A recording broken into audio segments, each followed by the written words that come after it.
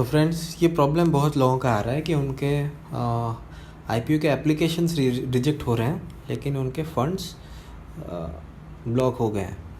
तो ये क्यों होता है? जब आप यहाँ पे अप्लाई करते हैं और आपको किसी भी ब्रोकर में, बस ग्रो में ही नहीं, किसी भी ब्रोकर में अगर आप अपने आईपीओ के लिए एप्लीकेशन डालते हैं और आपको मैंडेट जाता है, और मैंडेट जब एक्सेप्ट करते हैं तो मैंडेट फेल हो जाता है, पर आपका बैंक मैंडेट को सक्सेसफुल करा के आपके बैंक में आपके फंड्स को ब्लॉक कर देता है, पर उसका रिस्पॉन्स आपके ब्रोकर तक नहीं पहुंच पाता है। तो इसीलिए आपका आईपीओ का एप्लीकेशन रिजेक्ट हो जाता है। ये यूजुअली टेक्निकल इश्यूज़ के वजह से आता है। तो हमेशा ये इंश्योर कीजिए कि जब भी आप आईपीओ का एप्लीकेशन डाल रहे हैं कि आपका नेटवर्क का स्पीड अच्छा होना चाहिए। तो एक्चुअली मेरा थोड़ा नेट का स्पीड स्लो था, और इसीलिए मैंने उसी स्पीड में, नेट के स्पीड में आईपीओ के मैंडेट को एक्सेप्ट किया।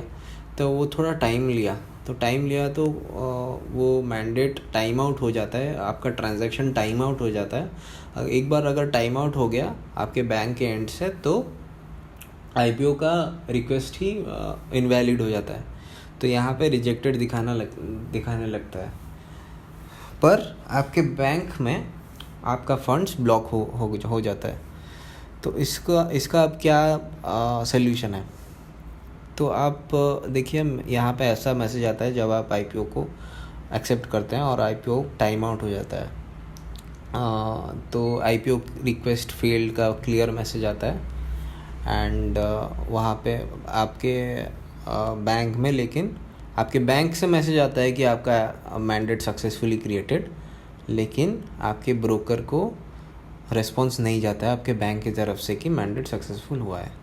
तो इस केस में ये बहुत ही रेयर केस है, और ऐसा बहुत कम होता है। 100 में से 5-6 लोगों का ही होता है ऐसा। और टाइम के ऊपर भी डिपेंड करता है। अगर आपका नेटवर्क का इशू है और अगर उसी टाइम में यूपीआई का सक्सेस रेट कम है, काफ़ी सारे ट्रांजैक्शंस हो रहे हैं और ट्रांजैक्शंस ज़्यादा फेल हो रहे हैं, तो इसके चांसेस भी बढ़ जाते हैं। तो ये यूजुअली लास्ट डे में ज़्यादा होता है। अगर आप लास्ट डे के सुबह करते हैं या सेकंड डे के एंड ऑफ द डे में करते हैं, तो इसके चांसेस कम होते हैं, क्योंकि इसी टाइम में ही लास्ट डे 2 या 2:30 बजे तक काफ़ी सारे एप्लीकेशंस एक साथ आते हैं। तो may be that is the reason. तो अब हमारा ये है कि अब आप फंड्स को अनब्लॉक कैसे करें। तो आपके पास 3 कॉन्टैक्ट पॉइंट्स है। पहला आपका बैंक है, सेकंड रजिस्ट्रार है, और थर्ड एनपीसीआई है। अगर आपने भीम ऐप से अप्लाई किया है तो पहला कॉन्टैक्ट पॉइंट आप हमेशा रजिस्ट्रार को कांटेक्ट कीजिए। अलॉटमेंट के 2 दिन बाद या फिर 1 दिन बाद भी कांटेक्ट कर सकते हैं। अलॉटमेंट के 2 दिन बाद, अलॉटमेंट के 1 दिन बाद ही सबका mostly everyone gets their funds back, unblock हो जाता है अलॉटमेंट के 1 दिन ही बाद। अगर आपको सेकंड डे तक फंड्स नहीं आ रहे हैं, then you can approach your registrar email. और अगर रजिस्ट्रार भी कुछ नहीं कर पा रहा है, then you have to approach your bank. और बैंक वाले भी अगर कुछ नहीं कर रहे हैं, बैंक एंड एनपीसीआई को आप उसके बाद डायरेक्टली रीच आउट कीजिए।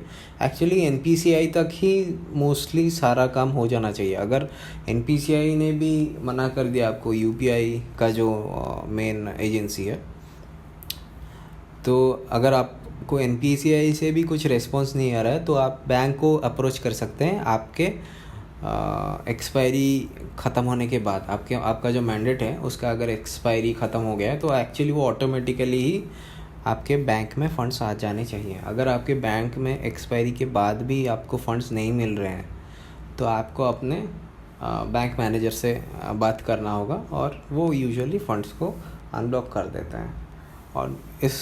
और इसके लिए हमेशा ज़्यादा पैनिक मत कीजिए। आपका पैसा आपके बैंक में ही है, और अगर आपको अर्जेंसी है तो आप डायरेक्टली अपने बैंक मैनेजर से जाके बात कर सकते हैं। पर यूजुअली मोस्ट मैं पब्लिक सेक्टर्स बैंक में बैंक मैनेजर्स का रिस्पॉन्स काफ़ी ख़राब रहता है। अगर आप SBI से हो या यूनियन बैंक से हो या सेंट्रल बैंक से हो, ऐसे बैंक्स में वो या यूजुअली एंटरटेन नहीं करते हैं। यूजुअली प्राइवेट बैंक्स ईज़िली आपके फ़ंड्स को रिलीज़ कर देते हैं, क्योंकि उनको पता है कैसे रिलीज़ करना है। मोस्टली पब्लिक सेक्टर बैंक्स में जो एम्प्लॉयज़ होते हैं उनको आइडिया ही नहीं रहता है इसको रिलीज़ करें कैसे। तो मैंने यहाँ पे 3 ईमेल आईडीज़ दिए हैं। तो पहला तो आपका NPCI का है, यहाँ पे सेकंड आपका एक रजिस्ट्रार का है ipohelpdesk.linkedintime.co.in। ये आपका LinkedIn का IPO का हेल्प डेस्क है, यहाँ पे आप ईमेल कर सकते हैं। और KFinTech है। करंटली जो IPOs चल रहे हैं उसमें देवयानी का रजिस्ट्रार है लिंक्डइन टाइम और कृष्णा डायग्नोस्टिक्स का रजिस्ट्रार है KFinTech। तो आप इन दोनों को मैसेज कर सकते हैं अगर आप इन दोनों IPOs में अप्लाई किए हैं। और आपके बैंक मैनेजर को पर्सनली जाके मीट कर सकते हैं और अपने एप्लीकेशन में सारा डिटेल्स भर के दें, जैसे एप्लीकेशन का एप्लीकेशन नंबर और ट्रांजैक्शन नंबर और UMN नंबर, तो वो यूजुअली हम लॉक कर देंगे। आई होप आपको इससे कुछ मिला होगा। तो thank you. I hope you get your funds back.